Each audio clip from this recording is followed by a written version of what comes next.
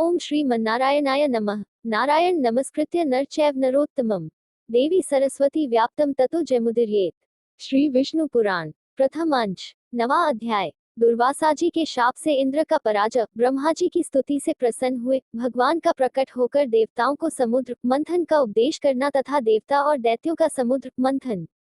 श्री प्राशर जी बोले, हे मैत्रेय, तुमने इस समय मुझसे जिसके विषय में पूछा है वह श्री संबंध मैंने भी मरीचि ऋषि से सुना था, वह मैं तुम्हें सुनाता हूँ। सुनो। एक बार शंकर के अंशावतार श्री दुर्वासा जी पृथ्वी तल में विचर रहे थे। घूमते घूमते उन्होंने एक विद्याधरी के हाथों में संतानक पुष्पों की एक दिव्य माला देखी। हे ब्रह्मन, उसकी गंध से सुवासित होकर वह वन वनवासियों के लिए अति सेवनीय हो रहा था। 2-3 तब उन उन्मत्त वृत्ति वाले विप्रवर ने वह सुंदर माला देखकर उसे उस विद्याधर सुंदरी से मांगा। 4 उनके मांगने पर उस बड़े बड़े नेत्रों वाली कृशांगी विद्याधरी ने उन्हें आदरपूर्वक प्रणाम कर वह माला दे दी। 5 हे मैत्रेय, उन उन्मत्त वेशधारी विप्रवर ने उसे लेकर अपने मस्तक पर डाल दिया और पृथ्वी पर विचरने लगे। 6 इसी समय उन्होंने उन्मत्त ऐरावत पर चकर देवताओं के साथ आते हुए त्रैलोक्याधिपति शचीपति इंद्र को देखा। 7 उन्हें देखकर मुनिवर दुर्वासा ने उन्मत्त के समान वह मतवाले भौरों से गुज्जायमान माला अपने सिर पर से उतारकर देवराज इंद्र के ऊपर फेंक दी। 8 देवराज ने उसे लेकर ऐरावत के मस्तक पर डाल दी। उस समय वह ऐसी सुशोभित हुई मानो कैलाश पर्वत के शिखर पर श्री गंगा जी विराजमान हो। 9 उस मदोन्मत्त हाथी ने भी उसकी गंध से आकर्षित हो उसे सूंघ से सूंघकर पृथ्वी पर फेंक दिया। 10 हे मैत्रेय, यह देखकर मुनिश्रेष्ठ भगवान दुर्वासा जी अति क्रोधित हुए और देवराज इंद्र से इस प्रकार बोले। 11 दुर्वासा जी ने कहा, अरे ऐश्वर्य के मद से दूषित चित इंद्र, तू बड़ा ढीठ है। तूने मेरी दी हुई संपूर्ण शोभा की धाम माला का कुछ भी आदर नहीं किया। 12 अरे, तूने न तो प्रणाम करके बड़ी कृपा की ऐसा ही कहा और न हर्ष से प्रसन्नवदन होकर उसे अपने सिर पर ही रखा। 13 रे मूढ़, तूने मेरी दी हुई माल का कुछ भी मूल्य नहीं किया, इसलिए तेरा त्रिलोकी का वैभव नष्ट हो जाएगा। 14 इंद्र, निश्चय ही तू मुझे और ब्राह्मणों के समान ही समझता है, इसीलिए तुझ अतिमानी ने हमारा इस प्रकार अपमान किया है। 15 अच्छा, तूने मेरी दी हुई माला को पृथ्वी पर फेंका है, इसलिए तेरा यह त्रिभुवन भी शीघ्र ही श्रीहीन हो जाएगा। 16 रे देवराज, जिसके क्रोध होने पर संपूर्ण चराचर जगत भयभीत हो जाता है, उस मेरा ही तूने अति गर्व से इस प्रकार अपमान किया। 17 श्री प्राशर जी बोले, तब तो इंद्र ने तुरंत ही ऐरावत हाथी से उतरकर निष्पाप मुनिवर दुर्वासा जी को अनुनय विनय करके प्रसन्न किया। 18 तब उसके प्रणामादि करने से प्रसन्न होकर मुनिश्रेष्ठ दुर्वासा जी उससे इस प्रकार कहने लगे। 19 दुर्वासा जी बोले, इंद्र, मैं कृपालु चित नहीं हूँ, मेरे अंतःकरण में क्षमा को स्थान नहीं है। वे मुनिजन तो और ही है, तुम समझो, मैं तो दुर्वासा हूँ न। 20 गौतमादि अन्य मुनिजनों ने व्यर्थ ही तुझे इतना मूल लगा लिया है, पर याद रख, मुझ दुर्वासा का सर्वस्व तो क्षमा न करना ही है। 21 दयामूर्ति वशिष्ठ आदि के बढ़ बढ़कर स्तुति करने से तू इतना गर्वीला हो गया कि आज मेरा भी अपमान करने चला है। 22 अरे, आप त्रिलोकी में भरे कुटी को देखकर भयभीत न हो जाए। 23 रे शतक्रतो, तू बारंबार अनुनय विनय करने का ढोंग क्यों करता है? तेरे इस कहने सुनने से क्या होगा?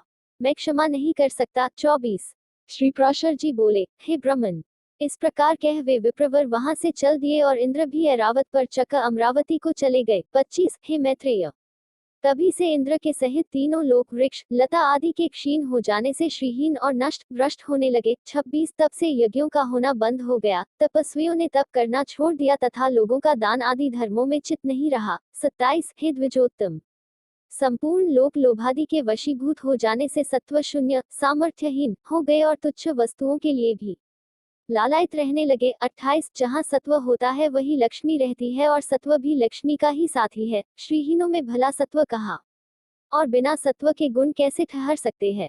29 बिना गुणों के पुरुष में बल शौर्य आदि सभी का अभाव हो जाता है और निर्बल तथा अशक्त पुरुष सभी से अपमानित होता है। 30 अपमानित होने पर प्रतिष्ठित पुरुष की बुद्धि बिगड़ जाती है। 31 इस प्रकार त्रिलोकी के श्रीहीन और सत्व रहित हो जाने पर दैत्य और दानवों ने देवताओं पर चढ़ाई कर दी। 32 सत्व और वैभव से शून्य होने पर भी दैत्यों ने लोभवशनी सत्व और श्रीहीन देवताओं से घोर युद्ध ठाना। 33 अंत में दैत्यों द्वारा देवतालोक परास्त हुए, तब इंद्रादि समस्त देवगण अग्निदेव को आगे कर महाभाग पितामह श्री ब्रह्मा जी की शरण गए। 34 देवताओं से संपूर्ण वृतांत सुनकर श्री ब्रह्मा जी ने उनसे कहा, हे देवगण, तुम दैत्य दलन परावरेश्वर भगवान विष्णु की शरण जाओ, जो आरोप से संसार की उत्पत्ति, स्थिति और संहार के कारण है, किंतु वास्तव में कारण भी नहीं है, और जो चराचर के ईश्वर, प्रजापतियों के स्वामी, सर्वव्यापक, अनंत और अजेय है, तथा जो अजन्मा किंतु कार्य रूप में परिणत हुए प्रधान, मूल प्रकृति और पुरुष के कारण है एवं शरणागत वत्सल है। शरण जाने पर वे अवश्य तुम्हारा मंगल करेंगे। 35-37।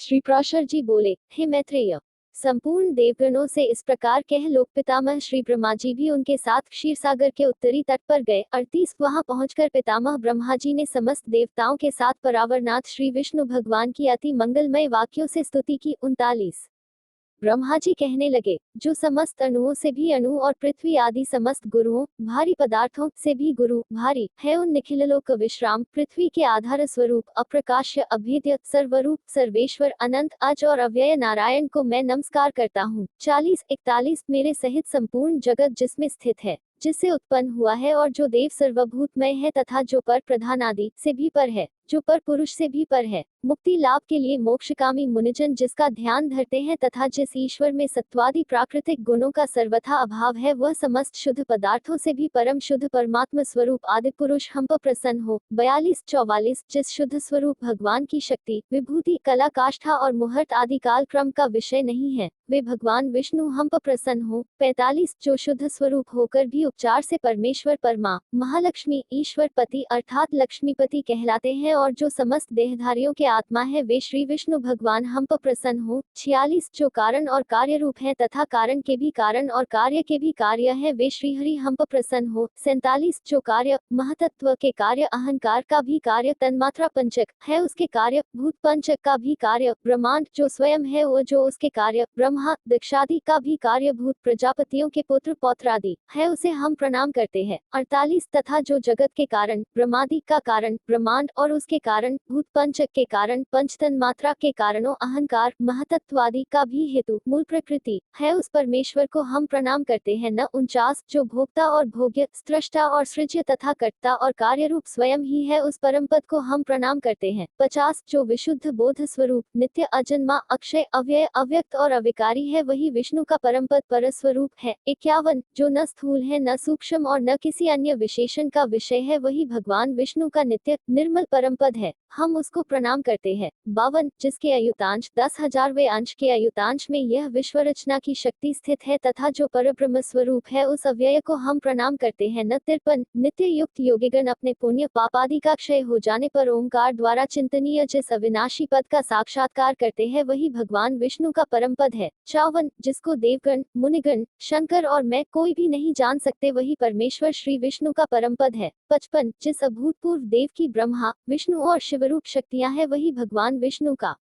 परम पद है। 56 हे सर्वेश्वर, हे सर्वभूतात्मन, हे सर्वरूप, हे सर्वाधार, हे अच्युत, हे विष्णु, हम भक्तों पर प्रसन्न होकर हमें दर्शन दीजिए। 57 श्री प्राशर जी बोले, ब्रह्मा जी के इन उद्गारों को सुनकर देवगण भी प्रणाम करके बोले, प्रभु हम पर प्रसन्न होकर हमें दर्शन दीजिए। 58 हे जगद्धाम सर्वगत अच्युत, जिसे ये भगवान ब्रह्मा जी भी नहीं जानते, आपके उस परम पद को हम प्रणाम करते हैं। 59 तदनंतर ब्रह्मा और देवगणों के बोल चुकने पर बृहस्पति आदि समस्त देवर्षिगण कहने लगे, 60 जो परम स्तवनीय आद्य यज्ञ पुरुष है और पूर्वजों के भी पूर्व मूल्य है, उन जगत के रचयिता निर्विशेष परमात्मा को हम नमस्कार करते हैं। 61 हे भूत भवेश यज्ञ मूर्तिधर भगवन, हे अव्यय, हम सब शरणागतों पर आप प्रसन्न होइए और दर्शन दीजिए। 62 हे नाथ, हमारे सहित ये ब्रह्मा जी, रुद्रों के सहित भगवान शंकर, 12 आदित्यों के सहित भगवान पूषा, अग्नियों के सहित पावक और ये दोनों अश्विनी कुमार, 8 वसु, समस्त मरुद्रन, साध्यगण, विश्वदेव तथा देवराज इंद्र, ये सभी देवगण दैत्य सेना से पराजित होकर अति प्रणत हो आपकी शरण में आए हैं। 63-65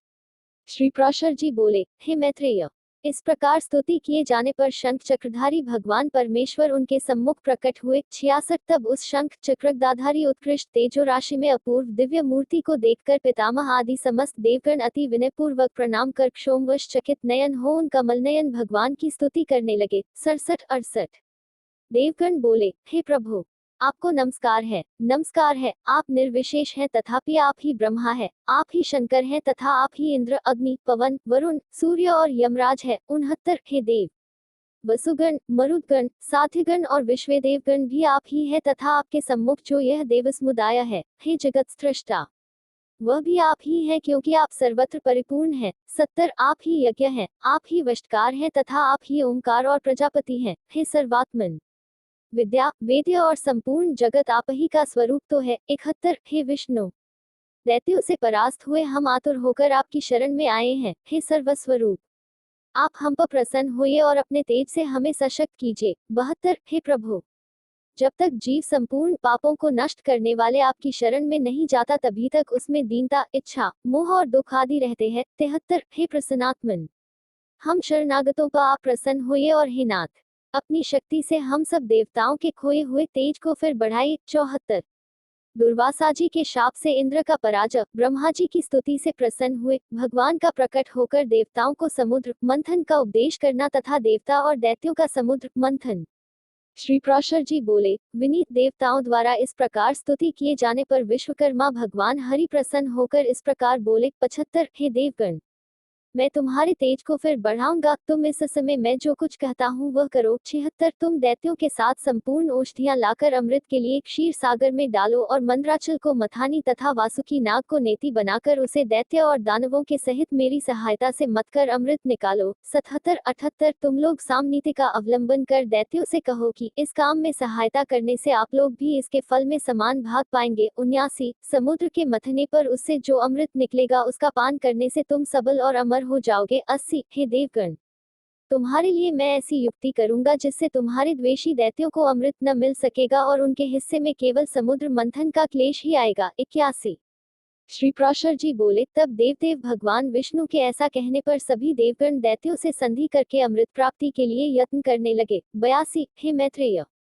देव, दानव और दैत्यों ने नाना प्रकार की औषधियां लाकर उन्हें शरद ऋतु के आकाशिकी सी निर्मल कांति वाले क्षीर सागर के जल में डाला और मंद्राचल को मथानी तथा वासुकी नाग को नेति बनाकर बड़े वेग से अमृत मथना आरंभ किया। 83 84 भगवान ने जिस ओर वासुकी की पूंछ थी उस ओर देवताओं को तथा जिस ओर मुख था उधर दैत्यों को नियुक्त किया। 85 महातेजस्वी वासुकी के मुख से निकलते हुए नी श्वासाग्नि से झुलसकर सभी दैत्योंगण निस्तेज हो गए। 86 और उसी श्वास वायु से विक्षिप्त हुए मेषों के पूंछ की ओर बरसते रहने से देवताओं की शक्ति बती गई। 87 हे महामुने, भगवान स्वयं कूर्म रूप धारण कर क्षीर सागर में घूमते हुए मंद्राचल के आधार हुए। 88 और वे ही चक्र गदाधर भगवान अपने एक अन्य रूप से देवताओं में और एक रूप से दैत्यों में मिलकर नागराज को खींचने लगे थे। 89 तथा हे मैत्रेय, एक अन्य विशाल रूप से जो देवता और दैत्यों को दिखाई नहीं देता था, श्री केशव ने ऊपर से पर्वत को दबा रखा था। 90 भगवान श्रीहरि अपने तेज से नागराज वासुकी में बल का संचार करते थे और अपने अन्य तेज से वे देवताओं का बल बढ़ा रहे थे। 91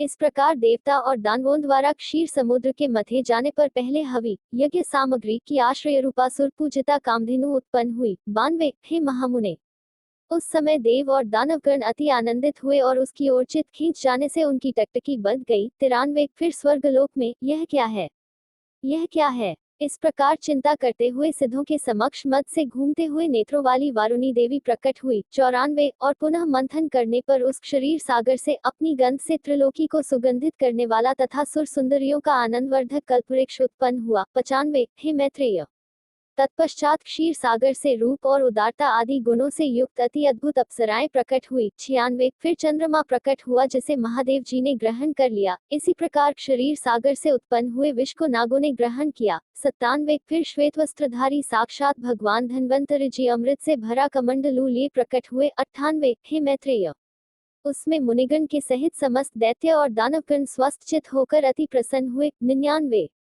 उसके पश्चात विकसित कमल पर विराजमान स्फुटकांतिमयी श्री लक्ष्मी देवी हाथों में कमल पुष्प धारण किए क्षीर समुद्र से प्रकट हुई। 100 उसमें महर्षिगण अति प्रसन्नता पूर्वक श्री सुक्त द्वारा उनकी स्तुति करने लगे तथा विश्वावसु आदि गंधर्वगण उनके सम्मुख गान और घृताची आदि अप्सराएं नृत्य करने लगी। 101 102 उन्हें अपने जल से स्नान कराने के लिए गंगा आदि नदियां स्वयं उपस्थित हुई और दिग्गजों ने सुवर्ण कलशों में भरे हुए उनके निर्मल जल से सर्वलोक महेश्वरी श्री लक्ष्मी देवी को स्नान कराया। 103 क्षीर सागर ने मूर्तिमान होकर उन्हें विकसित कमल पुष्पों की माला दी तथा विश्वकर्मा ने उनके अंग प्रत्यंग में विविध आभूषण पहनाए। 104 इस प्रकार दिव्य माला और वस्त्र धारण कर, दिव्य जल से स्नान कर, दिव्य आभूषणों से विभूषित हो श्री लक्ष्मी जी संपूर्ण देवताओं के देखते देखते श्री विष्णु भगवान के वक्ष स्थल में विराजमान हुई। 105 हे मैत्रेय, श्रीहरि के वक्ष स्थल में विराजमान श्री लक्ष्मी जी का दर्शन कर देवताओं को अकस्मात अत्यंत प्रसन्नता प्राप्त हुई। 106 और हे महाभाग,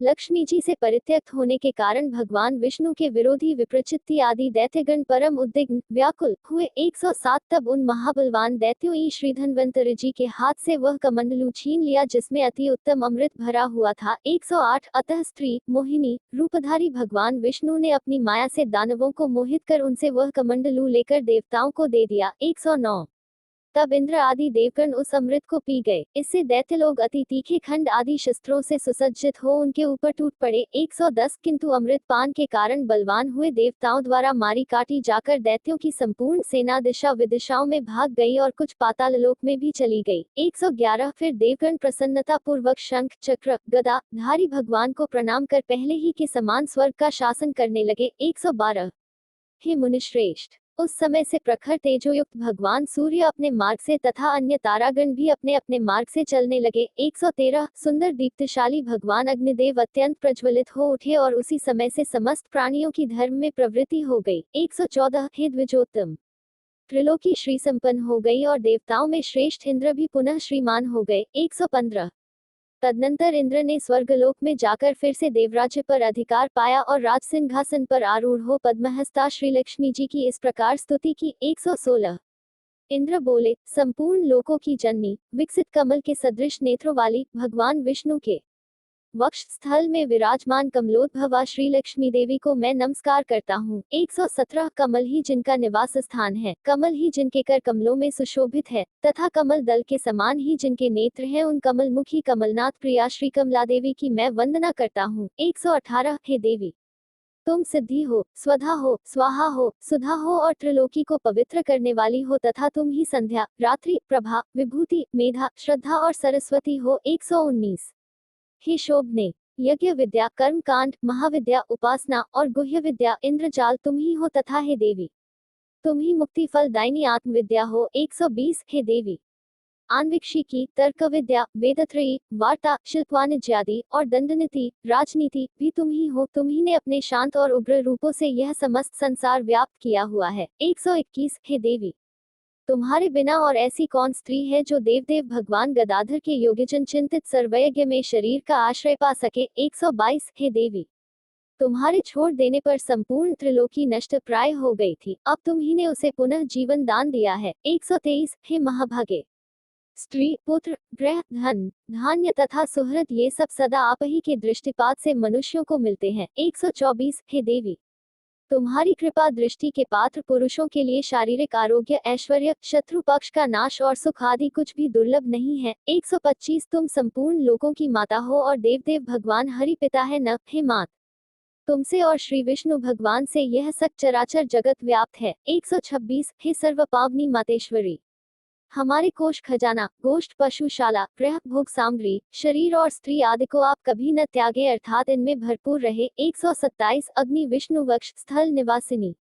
हमारे पुत्र सुहृद पशु और भूषण आदि को आप कभी न छोड़े। 128 हे अम्ले, जिन मनुष्यों को तुम छोड़ देती हो उन्हें सत्व मानसिक बल सत्य शौच और शील आदि गुण भी शीघ्र ही त्याग देते हैं। 129 और तुम्हारी कृपा दृष्टि होने पर तो गुणहीन पुरुष भी शीघ्र ही शील आदि संपूर्ण गुण और कुलीनता तथा ऐश्वर्य आदि से संपन्न हो जाते हैं। 130 हे देवी, जिस पर तुम्हारी कृपा दृष्टि है वही प्रशंसनीय है, वही गुणी है, वही धन्य भाग्य है, वही कुलीन और बुद्धिमान है तथा वही शूरवीर और पराक्रमी है। 131 हे विष्णु प्रिय, हे जगत जननी, तुम जिससे विमुख हो उसके तो शील आदि सभी गुण तुरंत अवगुण रूप हो जाते हैं। 132 हे देवी, तुम्हारे गुणों का वर्णन करने में तो श्री ब्रह्मा जी की रचना भी समर्थ नहीं है, अतः हे कमलनयने, अब मुझ पर प्रसन्न हो और मुझे कभी न छोड़ो। 133 श्री प्राशर जी बोले, हे द्विज, इस प्रकार सम्यक स्तुति किए जाने पर सर्वभूत स्थित श्री लक्ष्मी जी सब देवताओं के सुनते हुए इंद्र से इस प्रकार बोली। 134